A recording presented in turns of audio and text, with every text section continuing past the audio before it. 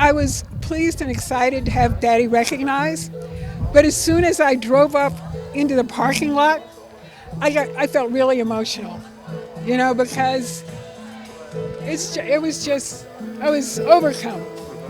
And going around and seeing all the exhibits, that was really, really special as well. He did grow up very poor in rural Alabama, and his mother raised 6 sons. He was the youngest of them. And it was her encouragement that pushed him. He wasn't good at picking cotton or doing anything physical. And she said, that's all right, you don't have to do that. You're going to use your brains. You get your education.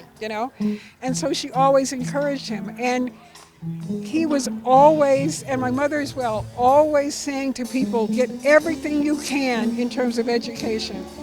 And, they really did believe that, you stumble along the way, but you pick yourself up, dust yourself off, and keep going. Don't let anybody stop you. And that's what this school is about. Pick yourself up, dust yourself off, get it done. Their whole mantra as far as education was concerned was that knowledge was meant to be passed around. You share what you know, you help lift people up. So that was their whole mantra. So this is just wonderful. Dad always went around to different schools and told his story, and to inspire young people to give it a go, to persevere and to try. And so to have this school here, a community school where that goes on, is so important, to give young people a chance. It's so important. I was the first student body president at James Rutter Junior High. And as being the student body president, it was my duty to introduce all the assembly speakers.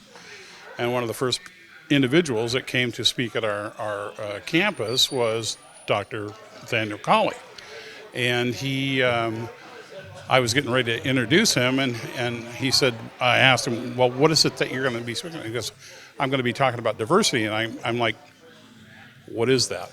And so, back in my age, that was very different. So anyway, to make a long story short, I mean, he talked about the diversity in our culture and in the Florin area with Hispanics and Asian and the black community. And it was just, something that was eye-opening to me.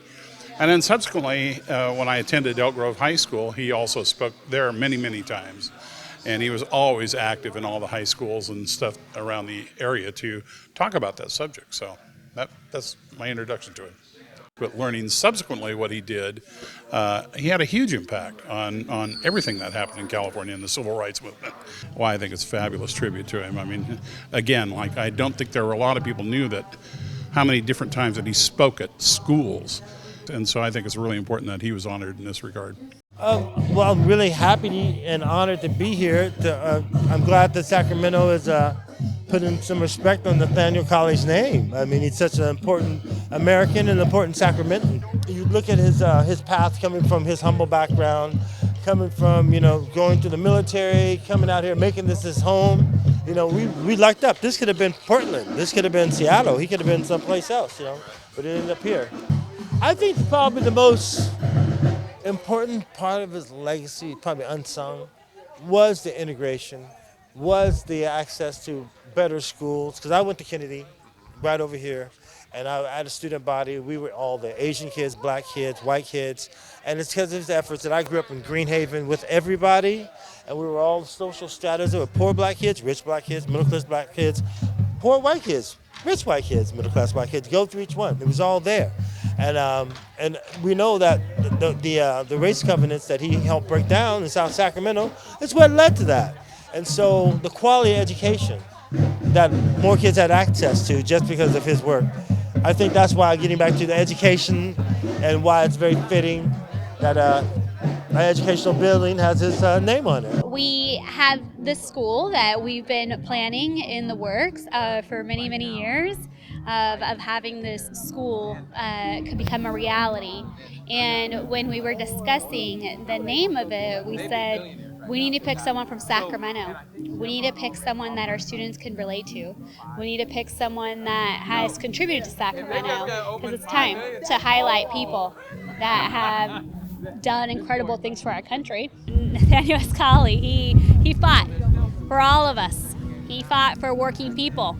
He fought against discrimination. He fought against racism. He was a hero, not just locally, but nationally. And we need to teach our students correct history, the history of Sacramento, which includes Nathaniel S. Colley. Yeah, I think it's very inspirational for all of us and for our kids here to have a beautiful facility like this named after one of the greatest champions for civil rights in Sacramento and in the nation. I think is beyond my wildest dreams for what we could do with a school. In Sacramento, Nathaniel Colley's name was always number one, as far not only from a legal standpoint, but from a well-respected black person in this city. I mean, Nathaniel Colley was at the top. If these students would take Nathaniel Colley's philosophy and walk with their head up and not fear anything and believe in themselves, and I think good things are going to happen for them. I think to name a school after anyone is a tremendous honor. I think it's well deserved, long overdue. I can't say enough the pride that it gives all of us is something that you will cherish for the rest of your life. So growing up, I'd never even heard of Nathaniel Colley, which is a shame as we now know the history of Nathaniel Colley. How did a kid growing up in Oak Park not hear of him? So I started a journey of doing history research probably about 8-9 years ago. And in that research, I learned about Nathaniel Colley. The kind of person that Nathaniel Colley proved over and over again, the way things change for the better is because people lead and they stand up no matter what the circumstance was. Nathaniel Colley himself integrated with his own children a neighborhood. So, I mean, you imagine what kind of fears did he have doing that? I'm sure he feared for his children's well-being and all that, but he did it anyway. And so that's what, to me, leadership is. Real leadership is, you know, leaders are going to go through fire. They're going to have challenges, and they do it anyway. And that's what Nathaniel Colley did. And look, our neighborhoods are integrated a lot because of Nathaniel Colley. We can live, you know, there's still challenges. It's not where he would want it to be. But we are where we are at now because of people like Nathaniel Colley who stood up and said, no, this is not acceptable. This is not what our country should be about. And because of him, I'm able to live where I live. So that's why I think naming schools after people like Nathaniel Colley and having meaning behind these walls and this paint and these windows changes lives, and I'm sure it will. Mr. Colley had a great influence on my life. I worked for him for 5 years right after I got out of law school, and I learned a lot just by being around him and watching him.